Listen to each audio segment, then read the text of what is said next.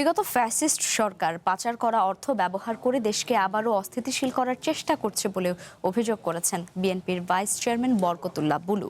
রাজধানীর জাতীয় প্রেস ক্লাবে ২০২৪ সালের জুলাই গণ অভ্যুত্থান ও ভাসানী জনশক্তি পার্টির ভূমিকার শীর্ষক এক আলোচনায় তিনি বলেন, বিরোধী দলীয় নেতা একদিকে সংসদে ঐক্যের কথা বললেও অন্যদিকে পরস্পর বিরোধী নতুন বিপ্লবের কথা বলেন। সাবেক স্বৈরশাসক হুসেইন মোহাম্মদ এরশাদের শাসন দীর্ঘায়িত হওয়ার দায়ে এককভাবে আওয়ামী লীগের নয়, বরং জামায়াতে ইসলামীরও বলে জানান তিনি। আগামীতে দেশ রক্ষায় জুলাই গণ অভ্যুত্থানে অংশ নেওয়া সব শক্তির মধ্যে সুদৃঢ় ঐক্য বজায় রাখার আহ্বান জানান এই বিএনপি নেতা।